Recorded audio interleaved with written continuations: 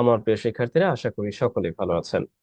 Bank BCS সহ যে কোনো পরীক্ষায় বাংলা থেকে ইংরেজি এবং ইংরেজি থেকে বাংলা অনুবাদ সেশনে আপনাকে স্বাগত। Here we see, চীন ও ভারতের বাজার বাংলাদেশের জন্য নতুন নয়। যদি প্রশ্ন করি কি নতুন নয়, তাহলে আমরা পাবো চীন ও ভারতের বাজার। তার মানে এই অংশটাই হচ্ছে এই ছোট্ট বাক্যটির সাবজেক্ট। তাহলে আমরা লিখে ফেলতে পারি, অর্থাৎ the market of China and India. কেমন? এই হলো সাবজেক্ট। এখন বলতে পারেন কিভাবে সাবজেক্ট হলো। ডেফিনেটলি দেখুন, আমি বলছি এই চায়না এবং ইন্ডিয়ার, এই যে যে ভারতের বাজার, আমরা এইভাবে পসেসিভ নাউন ফ্রেজ তৈরি করেছি। কেমন? আর এখানে নির্দিষ্ট অর্থে আমরা আর্টিকেল দা ব্যবহার করেছি, যেহেতু এই চায়না এবং ইন্ডিয়ারই বাজার, এই জন্য নির্দিষ্ট অর্থে article the. Okay, next we see, আমাদের ভার্বটা ব্যবহার করতে হবে is not. Negative sense is not new, অর্থাৎ নতুন নয়। ফর প্রিপোজিশন, বাংলাদেশের জন্য, অর্থাৎ এটা বাংলাদেশের জন্য নতুন কিছু নয়। দুই দেশ অর্থাৎ এই দুইটি দেশই বাংলাদেশের গুরুত্বপূর্ণ বাণিজ্য অংশীদার। আমরা এই ছোট্ট বাক্যটি চাইলে অনেক ভাবে লিখতে পারি। এখন যদি বলি কারা বাংলাদেশের গুরুত্বপূর্ণ অংশীদার, দেখুন আমি প্রশ্ন উত্তর মেথড দিয়ে আপনাকে খুবই সহজভাবে ট্রান্সলেশন শিখিয়ে দিচ্ছি বা আপনার সামনে উপস্থাপন করছে, আশা করি আপনার অনেক বেশি বোধগম্য হবে। অর্থাৎ যদি বলি যে অংশীদার কারা, তাহলে এই দুইটি দেশই। চাইলে আমরা অনেক ভাবে লিখতে পারি, তবে সিম্পল ওয়েতে লেখার চেষ্টা করি, just take it easily. Both countries, অর্থাৎ এই দুইটি দেশই। ওকে, এই দুইটি দেশই কি? আর আমরা যেহেতু এখানে বোথ কান্ট্রিজ প্লুরাল নিয়েছি, ভার্বটি প্লুরাল হবে। আর গুরুত্বপূর্ণ অংশীদার, সেই ক্ষেত্রে আমরা কি লিখতে পারি যে সিগনিফিক্যান্ট, বা আমরা বলতে পারি ইম্পর্টেন্ট। এরপর কি? অংশীদার, বাণিজ্য অংশীদার, তার মানে আমরা লিখতে পারি যে বিজনেস পার্টনার্স, তাই নয় কি? অর্থাৎ বিজনেস পার্টনার্স আমরা এভাবে লিখতে পারি, অথবা এভাবে লিখতে পারি, নো প্রবলেম। বিজনেস পার্টনার্স কিসের? বাংলাদেশের বিজনেস পার্টনার। এখন আমরা অফ যোগে এই বাংলাদেশের, এই রয়ের কাজটির জন্য আমরা অফ যোগে বাংলাদেশ লিখে দিব, অর্থাৎ বাংলাদেশের বিজনেস অংশীদার। এখন এই বাক্যটা চাইলে কিন্তু আমরা অন্যভাবে লিখতে পারি। শুধু অন্যভাবে না, আরো আপনি এটাকে আরো 5 থেকে 6 রকম ভাবে লিখতে পারবেন। ওকে, আপনি চাইলে এখানে বোথ কান্ট্রিজ না দিয়ে আপনি কিন্তু এইভাবে লিখতে পারবেন যে বোথ অফ, এই যে দিস কান্ট্রিজ, অর্থাৎ এই দুটি কান্ট্রি। একই কথা, কথা কিন্তু সেই একই। অথবা আপনি এটাও বলতে পারেন, এইভাবে বলতে পারেন যে it is two countries, it is two countries that are significant, কি? Business part, business partners of Bangladesh. তবে এই ক্ষেত্রে আমরা সাধারণত হাইপেন ব্যবহার করি, আপনি চাইলে হাইপেনও দিতে পারেন। এখন এটার অর্থটা কি? এটার অর্থটা এই দুইটি দেশই, কোন দুটি দেশ? অর্থাৎ এই দুইটি দেশই, এখানে এই ভারত এবং চায়নাকে নির্দেশ করেছে, এই দুইটি দেশই যেগুলো বাংলাদেশের বিজনেস অংশীদার। কেমন? আমরা চাইলে অনেকভাবে লিখতে পারি। আমার মূল উদ্দেশ্য হচ্ছে আপনারা যাতে অনেকভাবে উপস্থাপন করতে পারেন, এটাই মূল উদ্দেশ্য।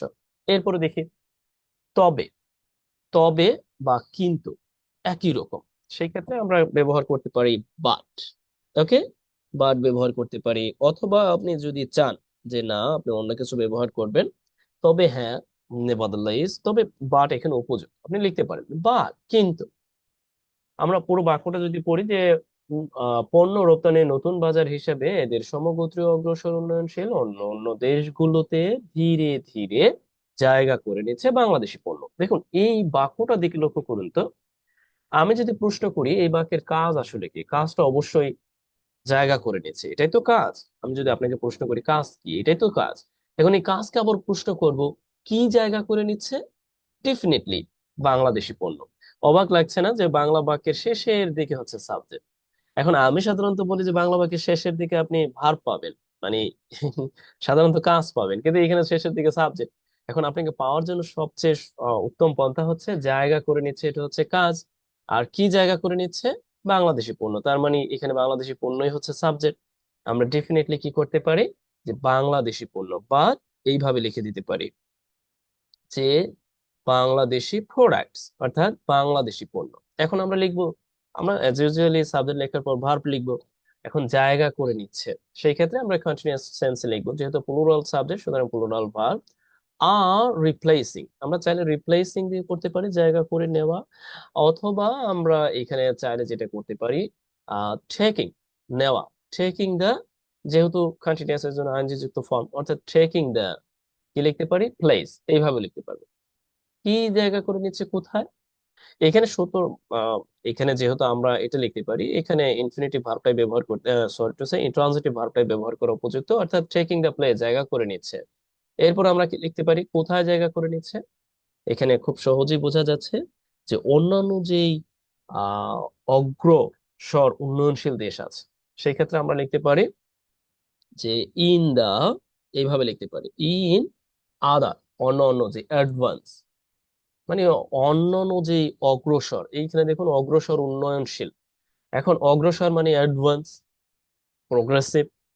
এরপর আপনি কি লিখতে পারেন, উন্নয়নশীল, এটা হচ্ছে ডেভেলপিং, উন্নয়নশীল ডেভেলপিং। এরপরে যে আমরা কি লিখতে পারি, কান্ট্রিজ। ওকে, কান্ট্রিজ। এখানে একটা ব্যাপার আছে, এদেরই সমগোত্রীয়, অর্থাৎ আমরা লিখতে পারি এদের সমগোত্রীয়, অর্থাৎ অফ দা সেম ক্যাটাগরি, অর্থাৎ একই ক্যাটাগরি। এখন অনেকে লিখতে পারেন যে এইটা কিভাবে পড়ে চলে আসলো, দেখুন এটা চাইলে কিন্তু আপনি অন্য অন্য ভাবে লিখতে পারবেন, এমন নয় যে আপনি এটা অন্য কোনো ভাবে লিখতে পারবেন না, ব্যাপারটা এরকম নয়, আপনি চাইলে লিখতে পারবেন। ওকে, এরপর আমরা দেখতে পাচ্ছি উম, পণ্য রপ্তানির নতুন বাজার হিসাব। ওকে, অর্থাৎ এখন হিসাবে, অ্যাজ এ প্রিপোজিশন হিসাবে, অ্যাজ, অ্যাজ কি, নতুন পণ্য, অর্থাৎ রপ্তানি করতে বা করার জন্য। এখন আমরা কি লিখতে পারি, অর্থাৎ নতুন পণ্য রপ্তানি করার জন্য, সেই ক্ষেত্রে অ্যাজ নিউ মার্কেট, নতুন মার্কেট, নিউ মার্কেট, কি, টু এক্সপোর্ট, অর্থাৎ রপ্তানি করার জন্য আমরা এখানে গুডস লিখতে পারি, অথবা এটাকে কি লিখতে পারি, কমোডিটিস লিখতে পারি, অর্থাৎ পণ্য দ্রব্য আর কি, কমোডিটিস। এই তো, এই হয়ে গেল। অনেকের হয়তো বা বুঝতে হয়ে কষ্ট হয়েছে যে এইখানে তো দেখলাম এই অংশটা শুরুতে, তাহলে শেষে কিভাবে আসলো। দেখুন আপনি চাইলে, যদি আপনি চান, এই পুরো অংশটাকে, মানে আপনি যদি চান যে এই অ্যাডভার্বিয়াল অংশযুক্ত পুরো অংশটাকে আপনি বাক্যের শুরুতে লিখবেন, এরপরও বাক্য ভুল হবে না, আপনি লিখতে পারবেন। মানে আপনি লিখে এরপরে এই জায়গায় তবে এটা নিশ্চিত করবেন যে এইখানে কমাটা ব্যবহার করবেন, বাট এখানে রাখা যাবে না, বাটও শুরুতেই দিতে হবে, এইখানে দিতে হবে বাট, এক্সট্রিমলি সরি, এইখানে বাট ব্যবহার করতে হবে।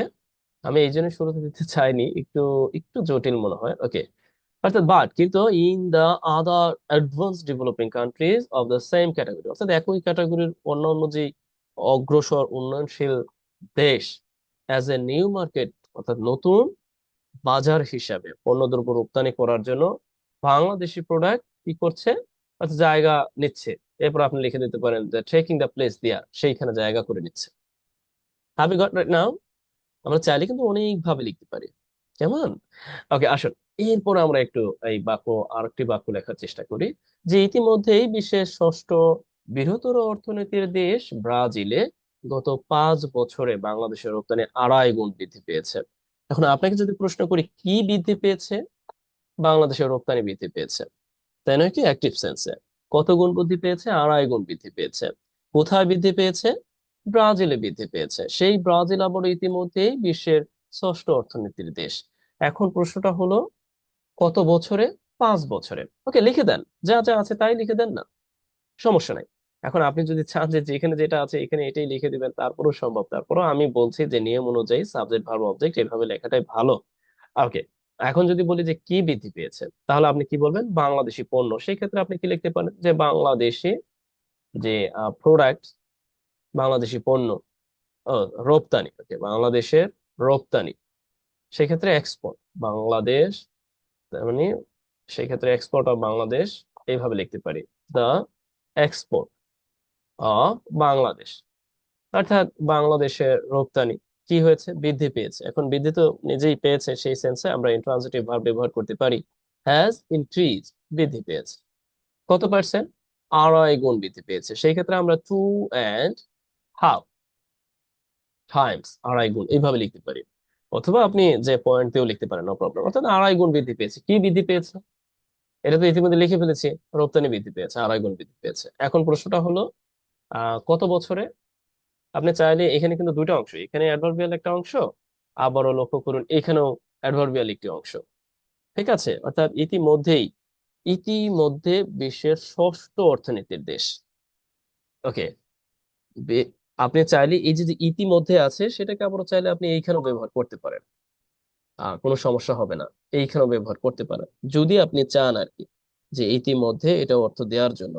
অথবা আপনি যদি চান যে না আপনি এটাকে এখানে দিবেন না, এইখানে লিখে দিবেন, সেটাও হয়, তবে এখানে দেওয়াটা ভালো, যে যেহেতু বাংলাদেশ ইতিমধ্যে দখল করে নিয়েছে, সেই ক্ষেত্রে আপনি এখানে লিখতে পারেন যে অলরেডি, এই তো অলরেডি দখল করে নিয়েছে, যেহেতু প্রেজেন্ট পারফেক্ট টেন্স আমরা লিখেছি। এরপরে আমরা কি লিখবো, যে গত 5 বছরে, সেই ক্ষেত্রে টাইমস এটা প্লুরাল হবে। ওকে, ইন দা লাস্ট, কত, ইন দা লাস্ট 5 ইয়ার্স, গত 5 বছর। বুঝতে পারছেন? ও আরেকটা ব্যাপার এখনো বাকি আছে, ব্রাজিলে, কোথায়, ব্রাজিলে। ওকে, ব্রাজিলে, এখন আমরা ব্রাজিল লিখবো, স্বাভাবিকভাবে ব্রাজিল। এখন এই ব্রাজিল সম্পর্কে একটু তথ্য দেওয়া আছে, বিশ্বের ষষ্ঠ অর্থনীতির দেশ। কেমন, আমরা চাইলে এখানে এইভাবে হুইজ দিয়ে লিখতে পারি, যে হুইজ ইজ দা, এইভাবে লিখতে পারি যে সিক্স কি, economic, economic country of the world, এভাবে আমরা লিখে দিতে পারি। আর আপনি যদি চান যে না শুধু এইভাবে লিখে দিয়ে ঝামেলা, বুঝতে পারছি না, তাহলে এইভাবে দিয়ে দিতে পারে, কোনো সমস্যা হবে না। অর্থাৎ এটাই কি, কোনো ধরনের সমস্যা তৈরি হবে না। ওকে, বৃহত্তর অর্থ নির্দেশ করতে আমরা এখানে লার্জেস্ট বলতে পারি। ওকে, লার্জেস্ট, লার্জেস্ট, তবে সেই ক্ষেত্রে আমরা দেখবো যে ইকোনমি। ওকে, ইকোনমিক কান্ট্রি অথবা ইকোনমি এইভাবে দিলেও হবে, নো প্রবলেম। অথবা আমরা ইকোনমিক দিলাম, ইকোনমিক কান্ট্রি, অর্থাৎ বিশ্বের মধ্যে সিক্স লার্জেস্ট ইকোনমিক কান্ট্রি। এই হলো মানে মোটামুটি প্রাথমিক ধারণা। আশা করছি আপনি বুঝতে পেরেছেন, তবে আপনার জন্য কাজ তো অবশ্যই থাকবে।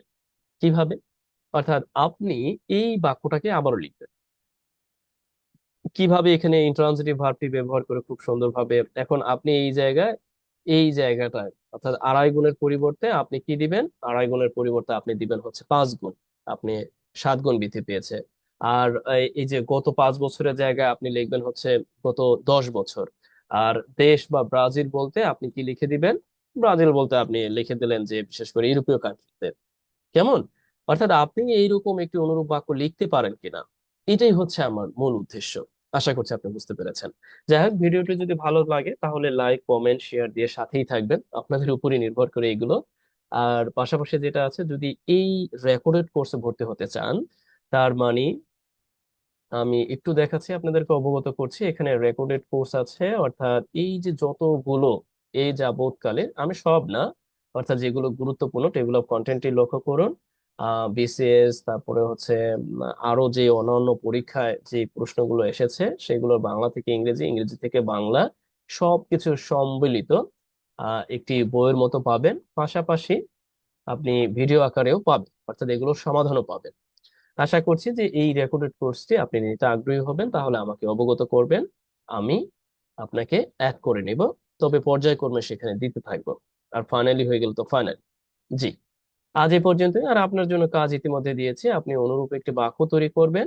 তবে সেই ক্ষেত্রে অবশ্যই যেটা করবেন তা হলো, আপনি এই বিষয়টাকে মাথায় রাখবেন এইভাবে যে যেন এই ব্যাপারগুলো থাকে, অর্থাৎ গ্রামাটিক্যাল স্ট্রাকচারে যে ইন্ট্রান্সিটিভ ভার্ব ব্যবহার করা, এরপরে এইগুলো ব্যবহার করা। কেমন, ওকে, আজ এই পর্যন্ত। ও আরেকটা ব্যাপার, আমরা চাইলে কিন্তু এই যে যে অংশটা আছে একটু কেমন যেন আনইজি মনে হচ্ছে, ঠিক না, এই অংশটাকে চাইলে কিন্তু আপনি এই শুরুতেও লিখতে পারবেন। দেখুন আমি কিন্তু বারবার বলি যে আপনি অ্যাডভার্বিয়াল অংশগুলোকে চাইলে এদিক ওদিক করে আপনি লিখতে পারবেন, কোনো সমস্যা নেই। আপনাকে হয়তো বা অনেকে নির্দিষ্ট করে দিতে পারে যে এইখানে লিখুন, আর লিখতে হবে না, এটা দরকার নেই, আপনি চাইলে এখানেও লিখে দিতে পারবেন, এখানেও লিখে দিতে পারেন, কোনো সমস্যা নেই। জি, আজ এই পর্যন্ত, ভালো থাকুন, বেস্ট উইশেস ফর ইউ।